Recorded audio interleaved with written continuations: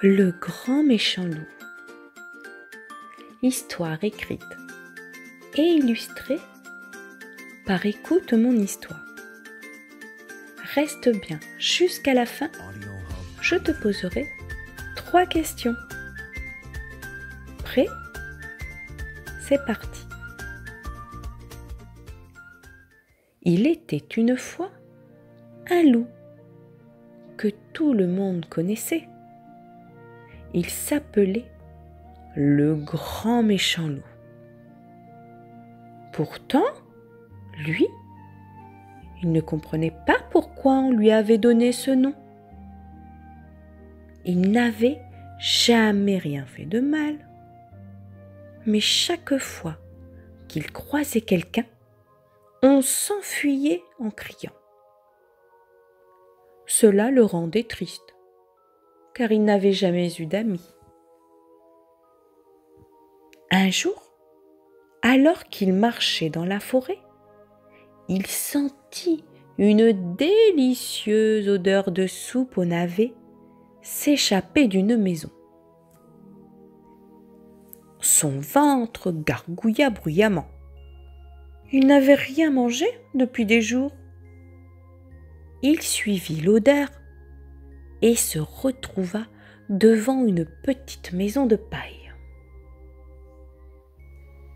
Il frappa doucement. « Bonjour, je suis affamé et je sens une délicieuse soupe. Pourrais-je en avoir un bol ?» À l'intérieur, le premier petit cochon paniqua. « Oh, c'est le grand méchant loup! Il va nous manger !» cria-t-il avant de s'enfuir dans la maison de bois de son frère. Le loup, surpris, voulut leur expliquer qu'il ne voulait pas de mal. Il soupira et souffla de dépit. Et la maison de paille s'envola. « Oh non!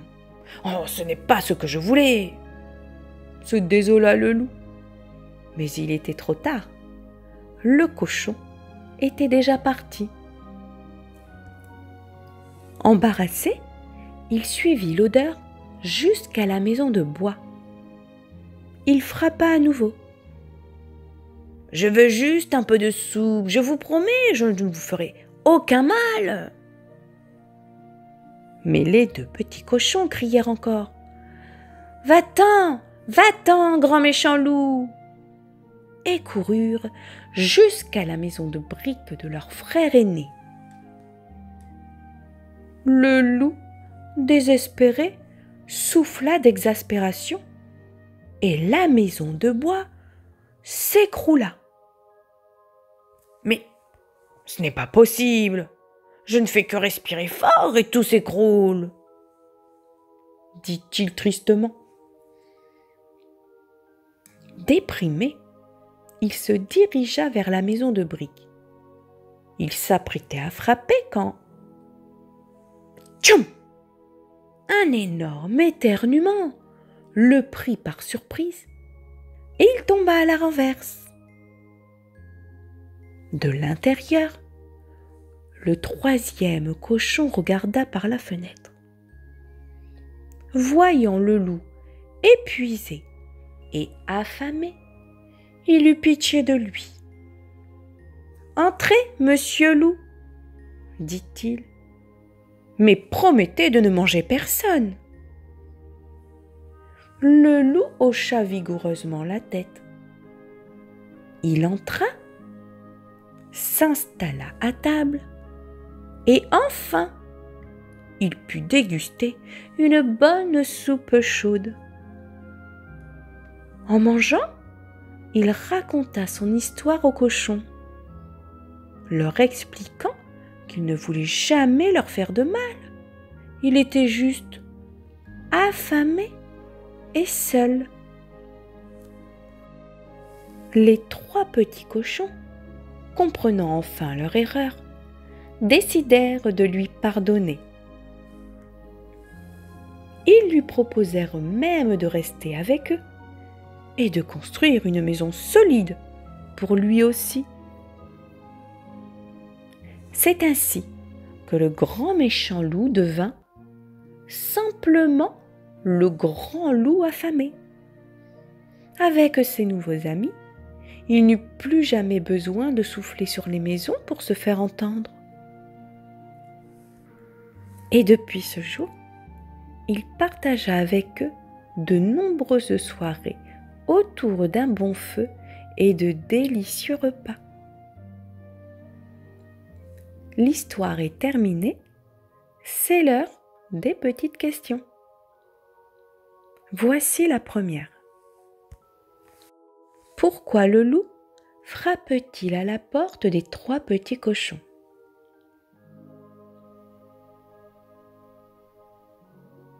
Parce qu'il a faim et veut manger de la soupe. Deuxième question.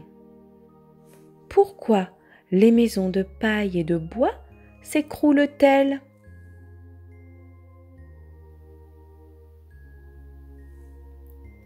Parce que le loup souffle par accident en soupirant et en éternuant.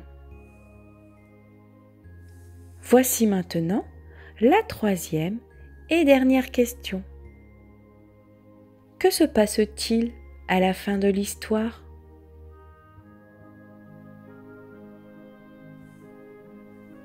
Le loup devient ami avec les 3 petits cochons et partage des repas avec eux.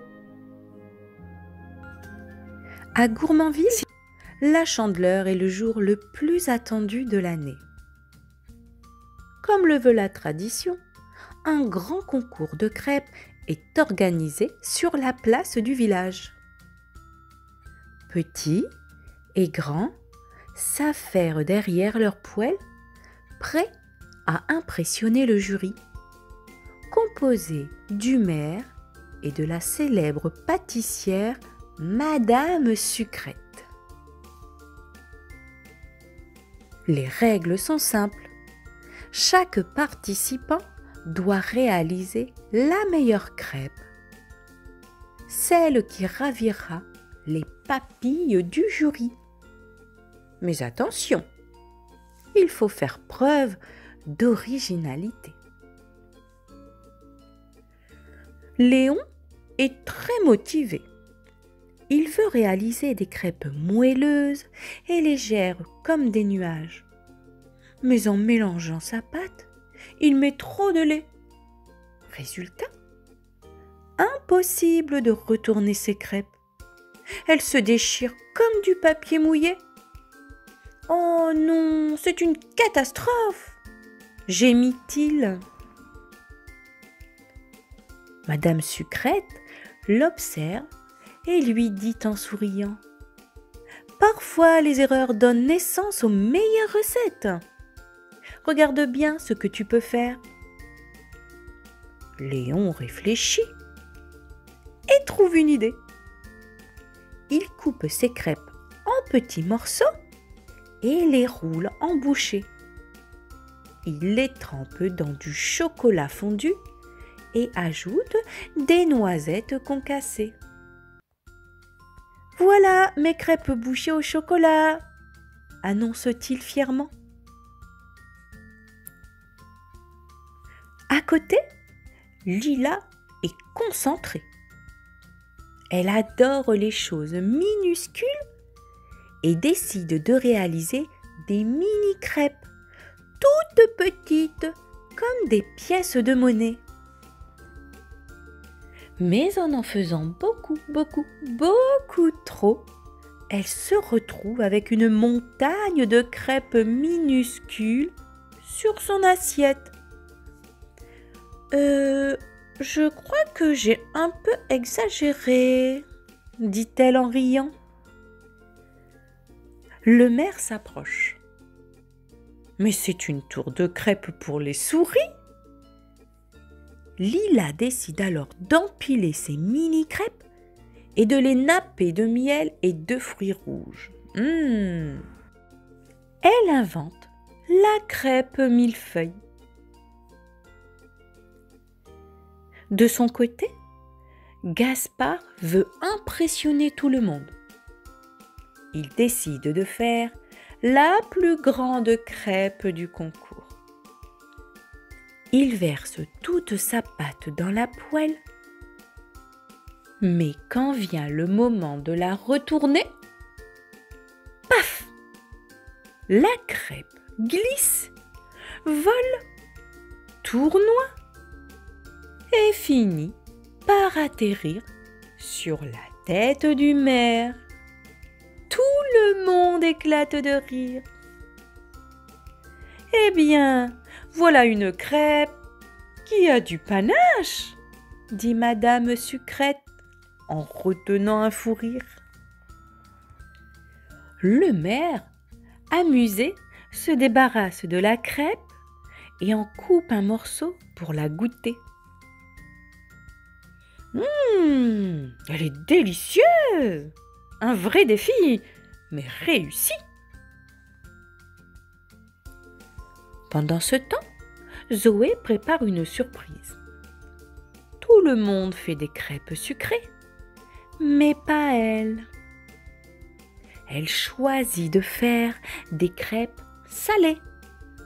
Elle y met du fromage fondu, du jambon, des champignons et même des herbes fraîches. Qui a dit que les crêpes ne devaient être que sucrées? Lance-t-elle. Madame Sucrète prend une bouchée et ses yeux s'illuminent.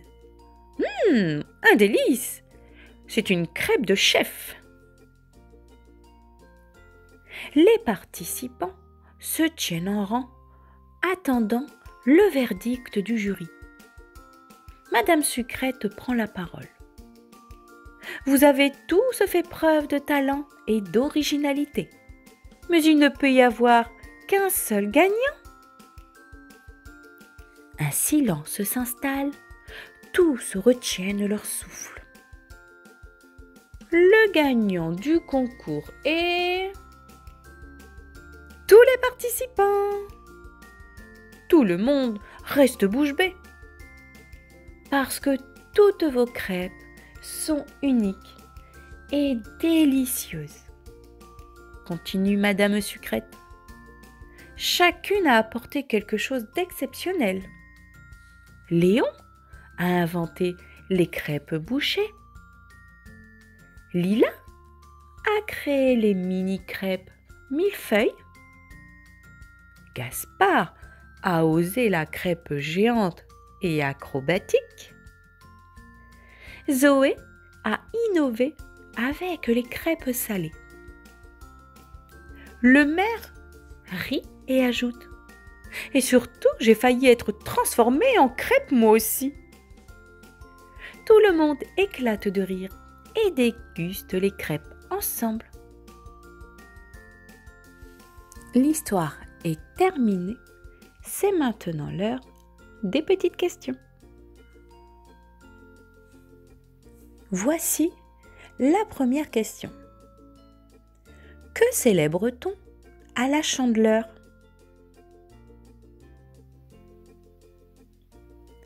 À la Chandeleur, on fête le jour des crêpes et on en mange plein. Voici maintenant la deuxième question.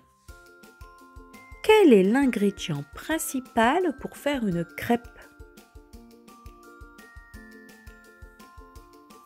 La farine. Mais il faut aussi du lait, des œufs et un peu de beurre. Et enfin, la troisième et dernière question.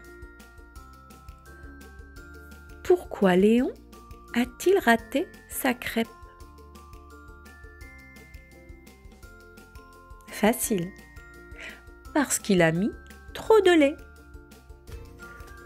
Chaque soir, sous la lumière argentée de la lune, la famille Souris partait en expédition à travers le village endormi. Leur mission? Récupérer les précieuses dents de lait tombées sous les oreillers des enfants.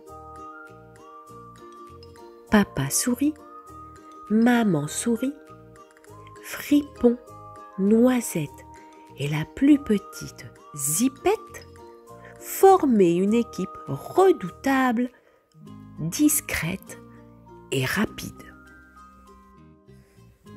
Mais un soir, alors que la famille rentrait après une récolte fructueuse, Zipette ne revint pas à la maison sous le vieux chêne. « Oh, Zipette a disparu !» s'écria Noisette inquiet. « Il faut la retrouver, vite !» ajouta Fripon. Sans perdre une seconde, la famille souris se prépara pour une mission de sauvetage exceptionnelle. Maman souris sauta dans sa petite voiture rouge avec Noisette à ses côtés. Papa souris enfourcha sa moto rutilante et Fripon décolla dans son minuscule avion à hélice fabriqué à partir de bouts de bois et de feuilles séchées. « On garde le contact par radio !» dit Papa souris avant de démarrer en trombe. Fripon, depuis le ciel, scrutait chaque maison du village avec attention. Soudain, il vit un petit mouvement derrière une fenêtre entr'ouverte. « Zipette !» Il actionna sa radio. « Je l'ai repérée. Elle est bloquée sur une table et... Oh non! Il y a un énorme chat tigré juste en dessous. »« On arrive !» répondit maman souris en appuyant sur l'accélérateur. Quelques minutes plus tard, elle se gara discrètement près de la maison. Papa souris rejoignit l'entrée en moto et ensemble, ils élaborèrent un plan. Maman souris grimpa sur le rebord de la fenêtre pour distraire le chat en agitant une ficelle colorée, pendant que Noisette déposait un morceau de fromage odorant sur le sol pour attirer le félin ailleurs. Fripon, lui, descendit lentement son avion jusqu'à la table où Zipette était prisonnière. « Vite, grimpe Zipette !» souffla Fripon. Zipette sauta à bord et Fripon tira sur les commandes pour faire remonter l'avion. Mais le chat, comprenant la ruse, bondit en direction de la fenêtre. Juste au bon moment, Papa souris fit rugir sa moto, attirant l'attention du félin qui, surpris, s'arrêta net. Fripon réussit à sortir par la fenêtre, tandis que maman et Noisette filaient en voiture. Zipette, saine et sauve, à leur côté. Papa souris, toujours sur sa moto, effectua un dernier détour avant de les rejoindre sous le vieux chêne. « Oh, mais quelle aventure !» souffla maman souris en serrant Zipette dans ses bras. « J'ai eu peur, mais vous êtes les meilleurs sauveteurs du monde !» ajouta Zipette émue. Et sous le vieux chêne, bien au chaud, la famille souris s'endormit, prête pour de nouvelles aventures nocturnes. L'histoire est maintenant terminée, c'est l'heure des questions. Voici la première question. De quelle couleur est la voiture de maman souris? La voiture est de couleur rouge. Voici maintenant la deuxième question. Comment s'appellent les frères de Zipette? Facile, c'est Fripon et Noisette. Et maintenant, la troisième et dernière question. Comment font Maman et Noisette pour attirer le félin ailleurs? Facile. Maman agite une ficelle colorée pendant que Noisette dépose un morceau de fromage. Dans un joli village, au bord d'une rivière dorée, Madame Cigogne était chargée d'une mission très spéciale.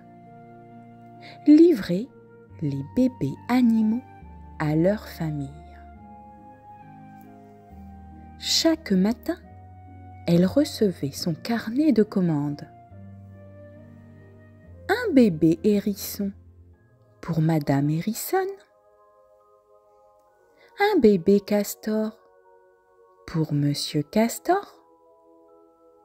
Un bébé grenouille pour Madame Grenouille.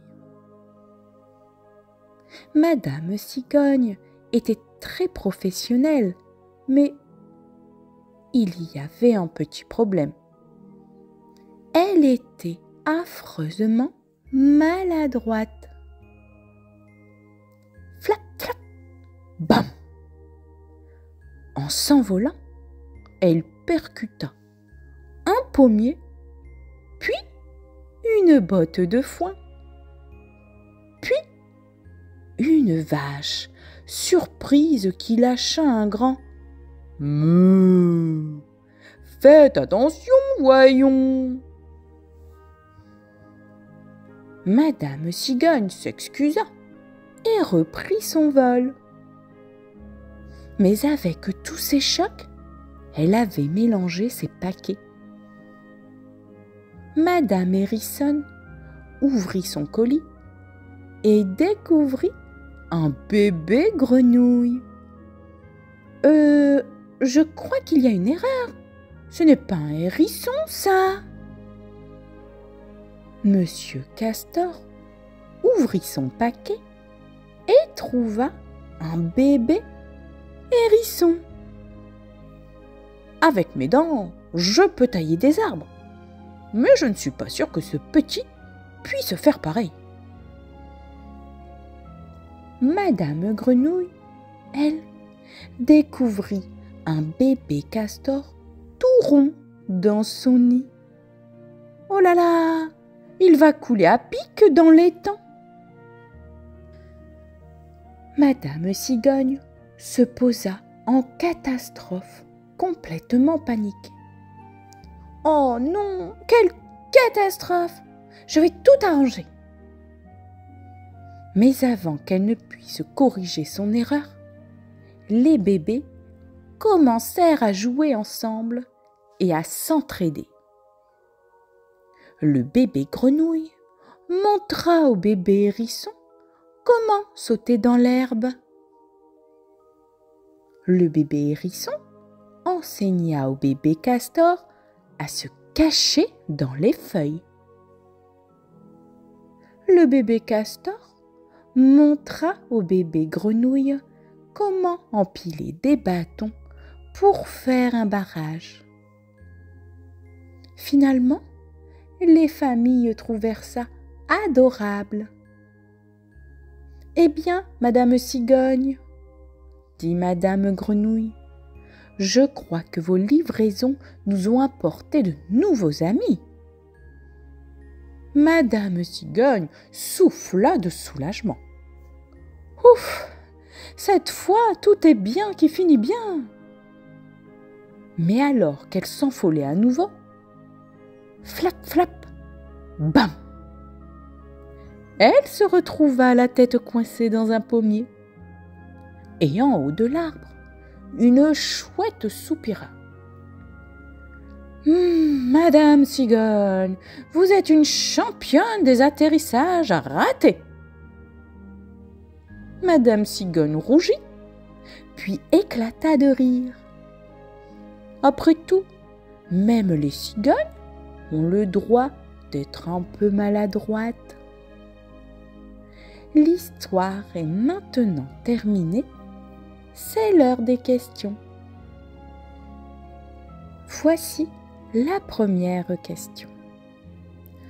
Combien de bébés doit livrer Madame Cigogne? Elle doit en livrer 3. Voici maintenant la deuxième question. Quels sont les animaux bébés que la cigogne doit livrer? Tu as trouvé? Il y a le bébé hérisson, le bébé castor et enfin le bébé grenouille. Voici maintenant la troisième et dernière question.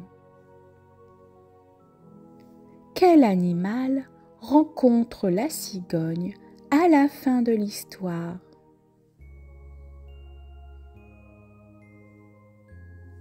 Facile, c'est une chouette.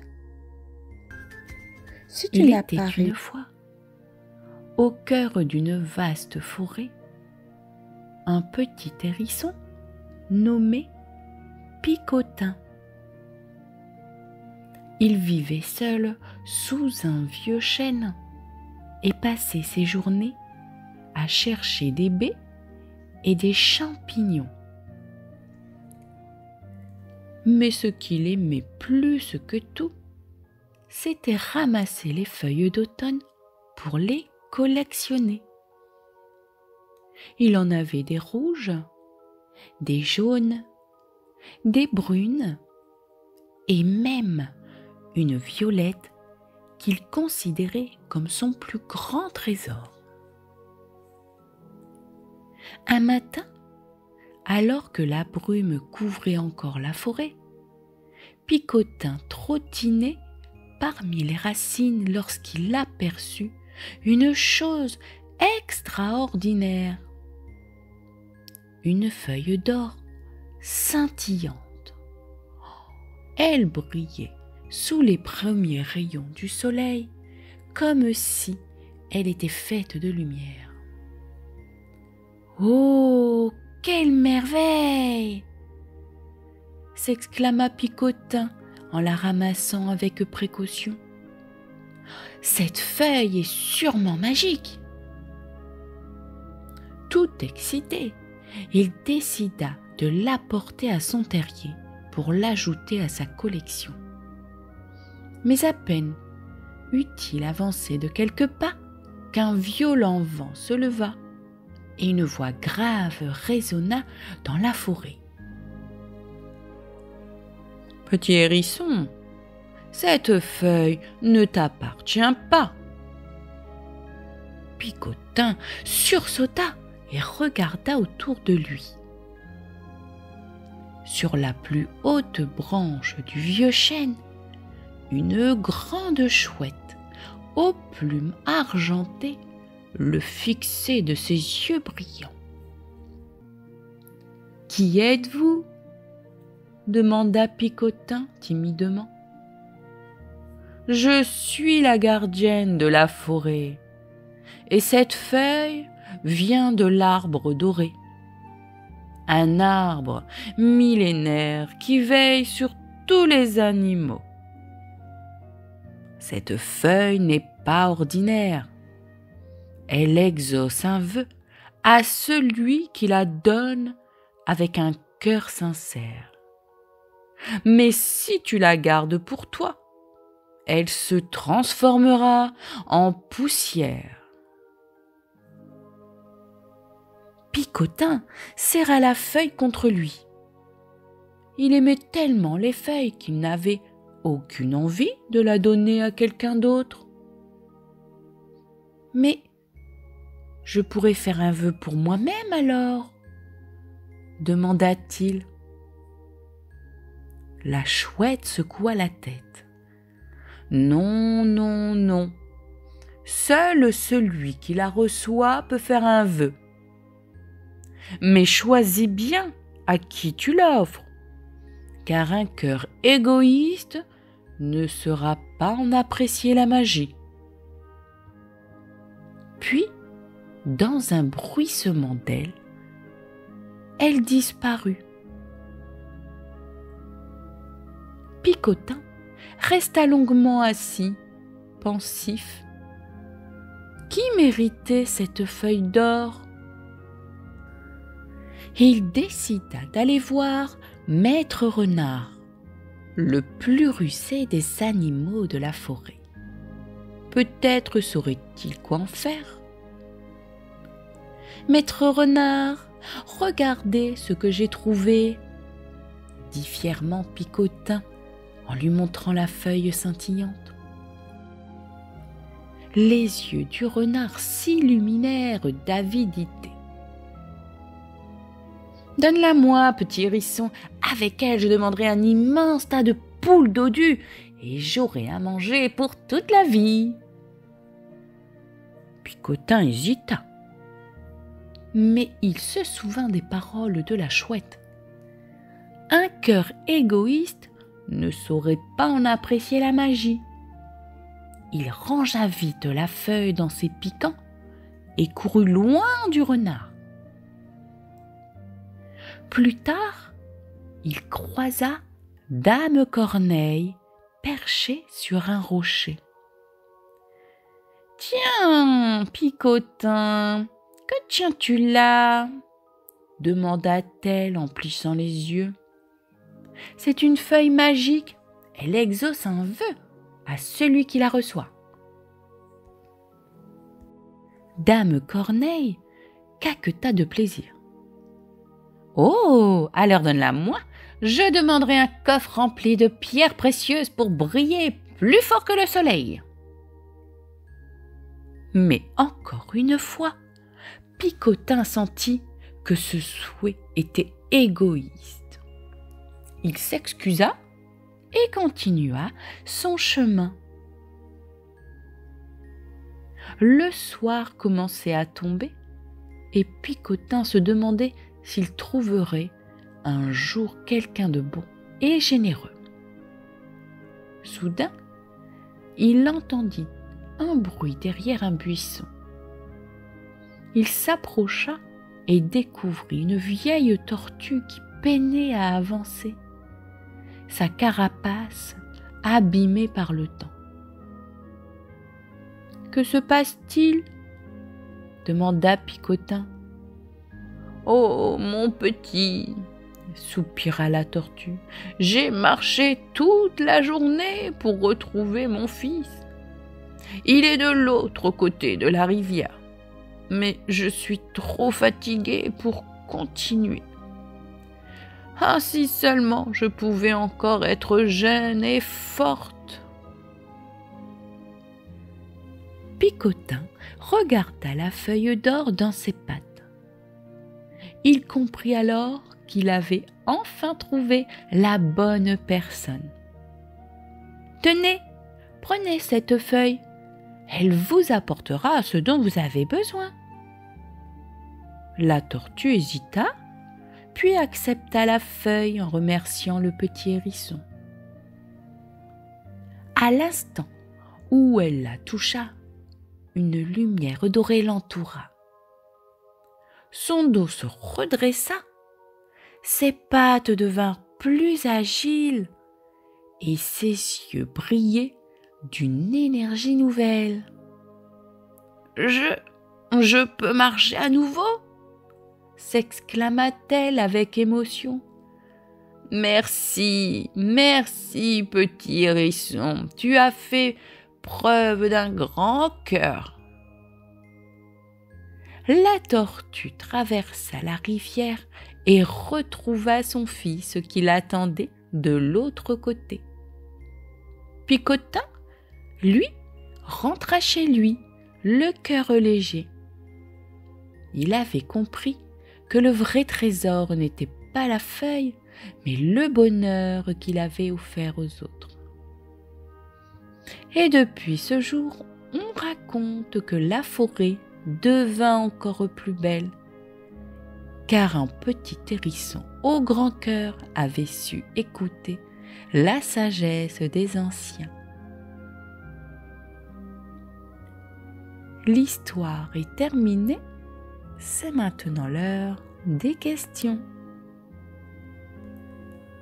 Voici la première question. Que découvre Picotin dans la forêt?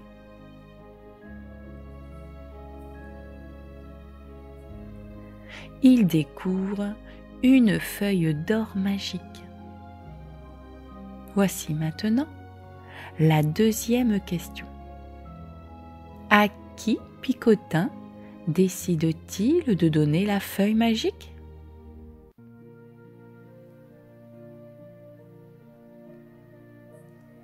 Il donne la feuille magique à une vieille tortue fatiguée. Et voici maintenant la troisième et dernière question. Que se passe-t-il quand la tortue touche la feuille d'or?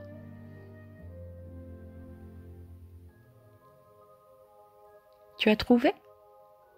Eh bien, elle retrouve sa jeunesse et devient forte à nouveau. Dans une forêt enchantée, cachée derrière un grand chêne, se trouve une école très spéciale. L'école des animaux rigolos. Ici, les animaux viennent apprendre à parler comme les humains, à lire des histoires et même à écrire des lettres. Leur professeur, Monsieur Chouette, est un maître très patient et intelligent. Chaque matin, il accueille ses élèves avec un grand sourire. Bonjour mes chers élèves, aujourd'hui nous allons apprendre de nouvelles lettres de l'alphabet. Parmi les élèves, il y avait Félix le renard, Zoé la tortue, Oscar le singe et Lily la grenouille. Chacun avait son caractère bien à lui. Félix aimait faire des blagues. Zoé était toujours un peu en retard. Oscar sautait partout et Lily adorait chanter. Un matin, alors que tout le monde était installé en classe, Monsieur Chouette ouvrit le bec, mais aucun son n'en sortit. Les élèves le regardèrent avec de grands yeux ronds.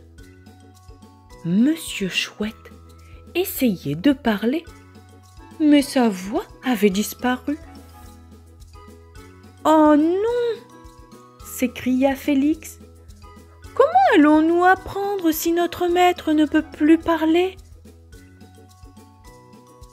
Peut-être qu'il a pris froid, suggéra Zoé.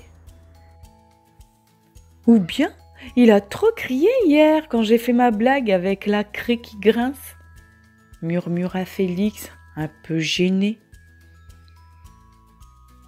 Les animaux décidèrent d'aider leur professeur à retrouver sa voix. Ils réfléchissaient à une solution quand Lily eut une idée. La grand-mère Hibou connaît sûrement un remède. Sans perdre une minute, les élèves partirent voir la grand-mère Hibou qui vivait en haut du plus grand arbre de la forêt. Après avoir écouté leur histoire, elle hocha la tête et dit: « Monsieur Chouette a besoin d'un bon miel magique de fleurs dorées. Mais attention, ces fleurs ne poussent que dans la clairière des écureuils farceurs. Il faudra être malin pour en récupérer. » Ni une ni deux, Félix, Zoé, Oscar et Lily partirent en mission. Arrivés à la clairière, ils virent des écureuils qui sautaient de branche en branche, riant. Ils gardaient précieusement leur miel magique. « Eh, si vous voulez du miel, dit l'un des écureuils, il faudra réussir notre défi, nous faire rire. » Oscar, qui adorait faire des grimaces, se mit à gonfler ses joues et à loucher. Mais les écureuils ne riaient pas. Félix raconta une de ses blagues les plus drôles. Mais toujours rien. C'est alors que Lily la grenouille se mit à chanter en inventant des paroles rigolotes.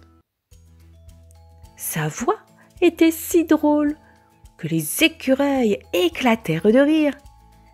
Ils étaient tellement amusés qu'ils leur donnèrent un gros pot de miel magique.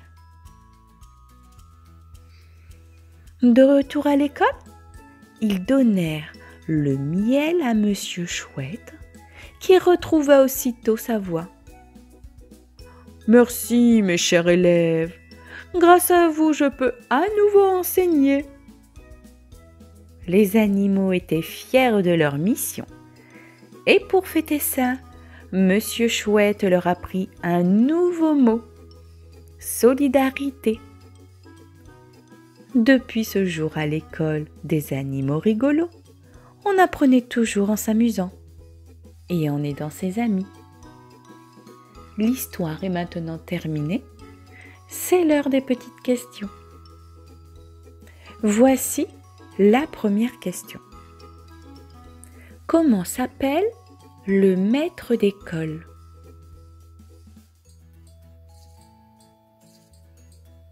C'est Monsieur Chouette. Voici maintenant la deuxième question. Qui donne un pot de miel pour que Monsieur Chouette retrouve la parole?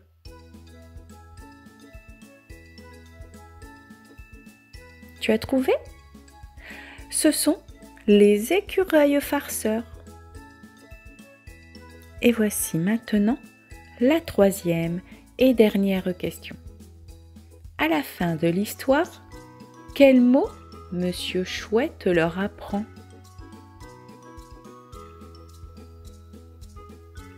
C'est le mot solidarité. Si tu n'as pas su répondre un matin, dans un cahier magique, toutes les lettres de l'alphabet décidèrent d'organiser une grande fête. Elles en avaient assez d'être rangées en ligne, bien sages dans les livres. Elles voulaient s'amuser. A ouvrit le bal avec un « Allô !»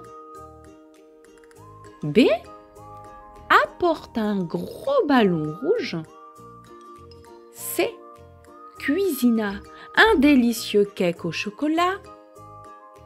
D dansa joyeusement en criant « Ding, ding, ding !» E éclata de rire avec un grand éclat de joie. Peu à peu, toutes les lettres rejoignirent la fête. M et N se mirent à chanter. P et Q jouèrent à cache-cache. Et X, toujours un peu mystérieux, créa une chasse au trésor avec des X cachés partout. Mais soudain, Z bâilla très fort. « Oh, il se fait tard. Et si on allait dormir ?» Toutes les lettres soupirèrent. La fête était terminée. Elles se rangèrent bien sagement dans le cahier, prêtes à être utilisées par les enfants pour écrire de nouveaux mots. Et depuis ce jour, quand tu ouvres un livre, souviens-toi, les lettres ne sont jamais vraiment endormies. Elles attendent juste que tu viennes jouer avec elles.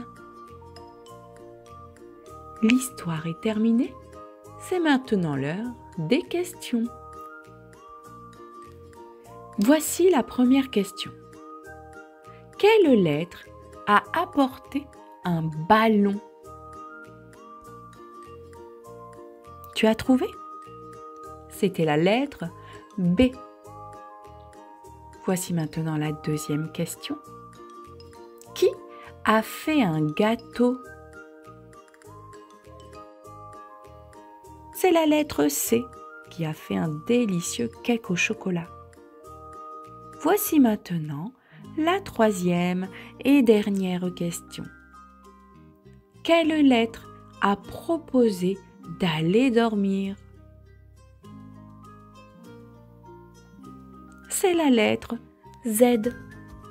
Dans un coin glacé du monde, au milieu des grandes étendues de neige et de glace, vivait un petit pingouin nommé Pico. Il adorait glisser sur la banquise, jouer avec ses amis et plonger dans l'eau gelée. Mais il y avait une chose qui l'intriguait plus que tout: le soleil.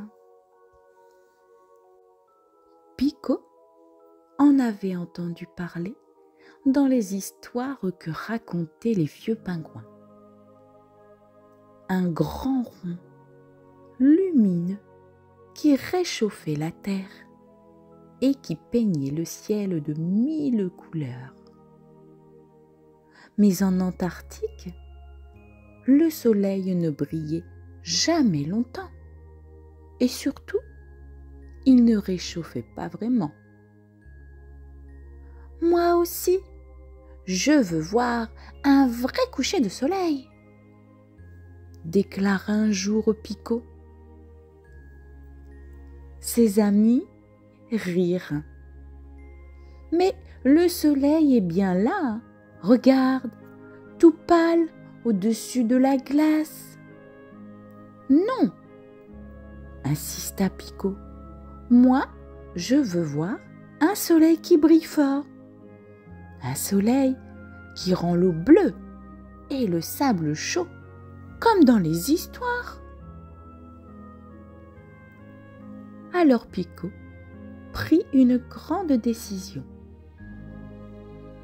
Il allait voyager loin, très loin, pour voir de ses propres yeux le vrai soleil. Pico dit au revoir à sa famille et se lança dans l'aventure. Il sauta sur un morceau de glace flottant et laissa le courant l'emporter. Après des jours et des jours à la dérive sur l'eau, il arriva dans un endroit étrange. L'air était plus chaud, l'eau plus claire et surtout, le ciel commençait à prendre des couleurs qu'il n'avait jamais vues. Il entendit des voix. « Oh, regarde, un pingouin, mais que fait-il ici ?» C'était un groupe de tortues de mer. Pico leur raconta son voyage. « Oh, alors tu veux voir un vrai coucher de soleil ?» dit l'une d'elles. Suis-nous, nous allons te montrer quelque chose de magique. Les tortues emmenèrent Pico jusqu'à une plage dorée. Le sable était si doux sous ses petites pattes qu'il en frissonna. Puis soudain, il le vit.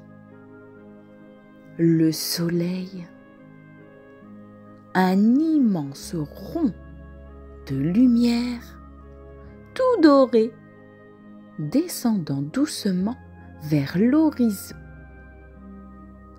Le ciel s'embrasa de rouge, d'orange et de rose. L'eau brillait comme un miroir doré. Pico resta là, les yeux grands ouverts, le bec légèrement entrouvert. C'était encore plus beau que dans les histoires. Alors, Pico, ça valait le voyage ? Demanda une tortue en souriant. Oh oui, s'émerveilla le petit pingouin. Mais maintenant, je veux partager ce spectacle avec mes amis. Le lendemain, Pico reprit son voyage, cette fois avec un trésor, une plume colorée qu'une mouette lui avait donnée, imprégnée des couleurs du soleil couchant. Quand il revint en Antarctique, tous ses amis se précipitèrent autour de lui. « Alors, tu l'as vu ?» Pico hocha la tête et montra la plume au reflet doré. Le soleil est encore plus beau que tout ce que vous imaginez. Un jour, nous irons tous ensemble le voir. Et à partir de ce jour-là, chaque soir, quand le ciel prenait une légère teinte rosée, Pico racontait à tous l'histoire du soleil, illuminant les rêves de ses amis pingouins. L'histoire est maintenant terminée, c'est l'heure des petites questions. Voici la première. Quel est le souhait de Pico ?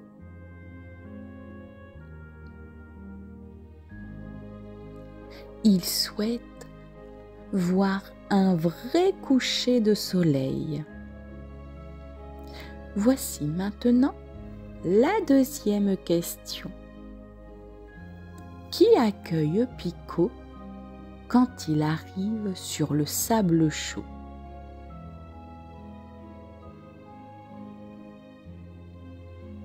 Ce sont les tortues.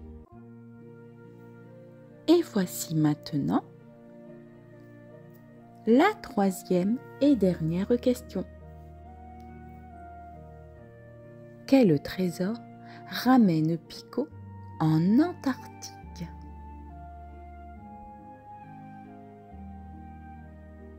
Facile.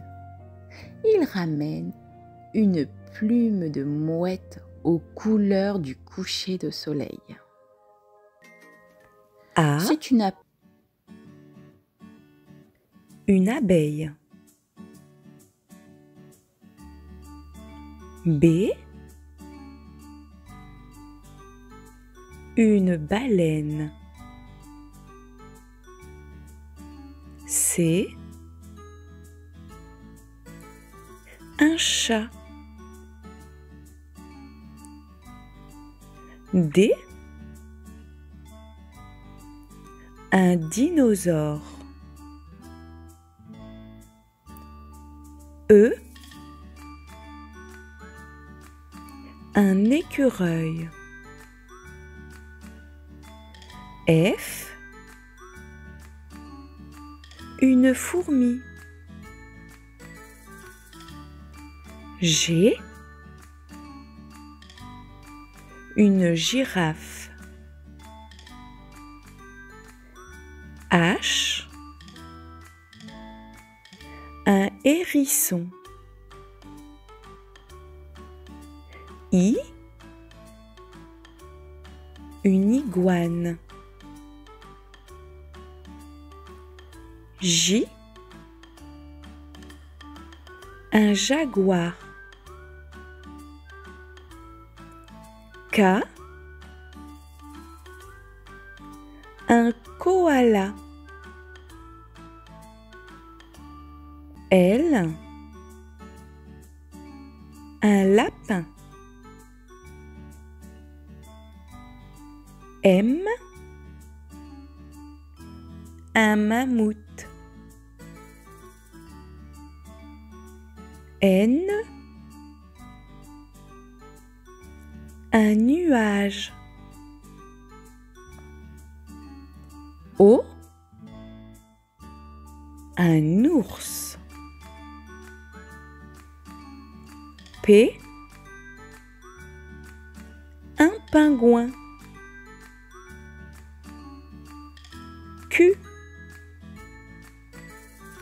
une quille. R, un renard. S, une souris. T, une tortue. U, une usine. V, une voiture. W, un wagon. X, un xylophone. Y, un yo-yo. Z, un zèbre.